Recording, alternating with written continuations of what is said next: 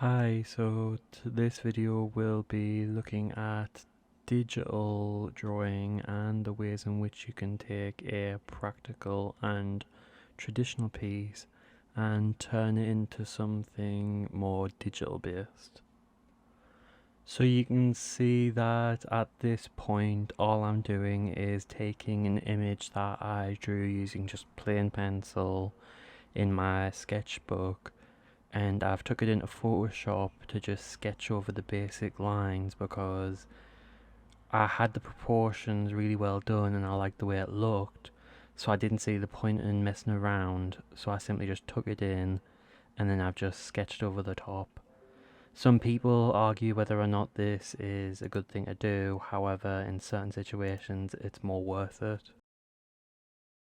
As you can see here, now I've gotten to the point where I have decided to start shading in and getting the basic undertones just down in black and white. I didn't used to draw this way when it came to digital. I used to just go in straight with colour if I was going to do colour.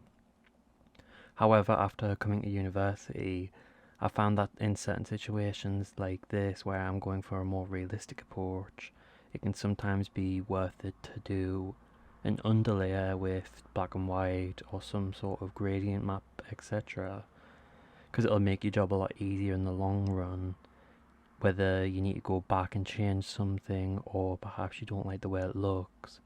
Sometimes it's easier to go back and change the undertones and underlayers than having to redo the entire image.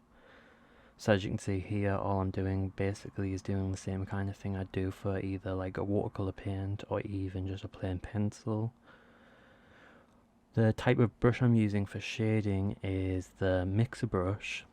and I'm using the dry light load, and I've upped the load to around 11% and I've lowered the flow slightly because I found it works almost like an airbrush, which is hard as an effect to get on Photoshop. However, it seems to work the best for shading. Here you can see that I made sure that I was saving my progress, because at this point it was getting to the point where I'd gotten quite far in and I wanted to make sure that I didn't accidentally lose any progress and had to restart. So I'd definitely recommend especially using something like Photoshop and doing really large scale imagery or anything heavily detailed to save your work pretty often, because I've had quite a few instances personally where I've gotten quite far in or nearly finished a project and it has crashed on me. So I would definitely recommend that one. If not, you might have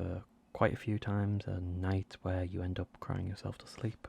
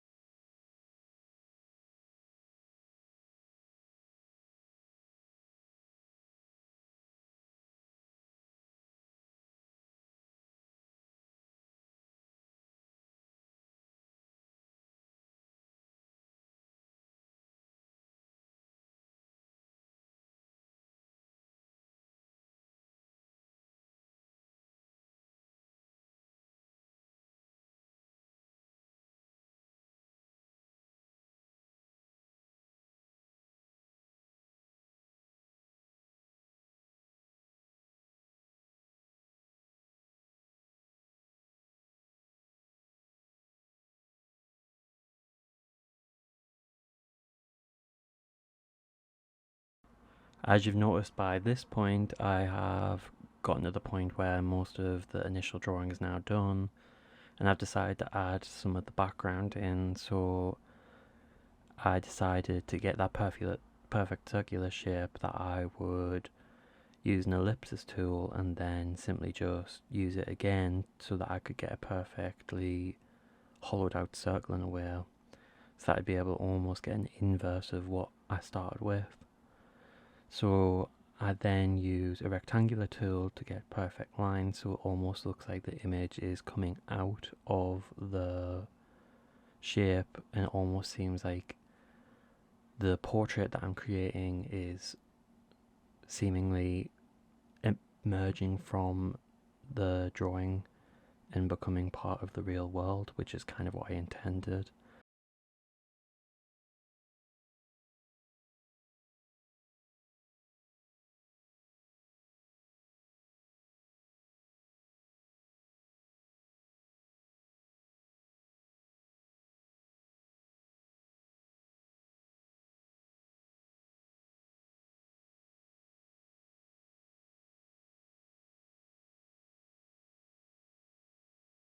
Another thing I did at this point was I had actually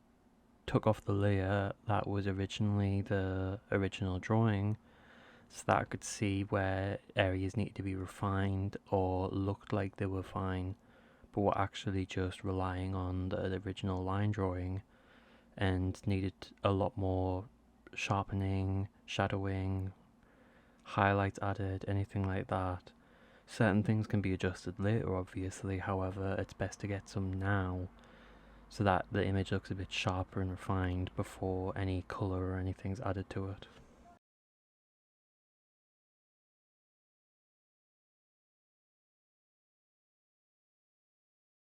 Here is where I started deciding to add colour, so I simply took a pale, almost lilac shade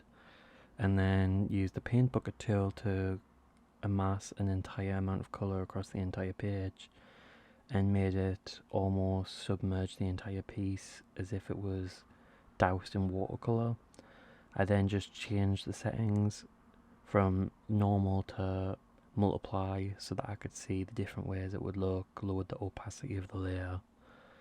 And then I made a new layer and I took almost palish purpley pink colour and then went in on the next layer and started adding some blush tones and undertones of pink and red. And then I made a new layer again and made another multiplier layer and went in with a slightly deeper red.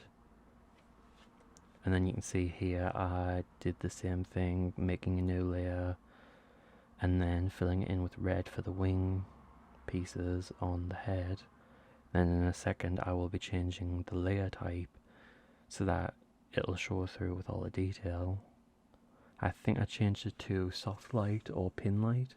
because I quite like the way it almost looked similar to the pinky purple. One of the biggest inspirations for this piece was an artist called Marco Mazzoni, who tends to use a lot of blue, cool tones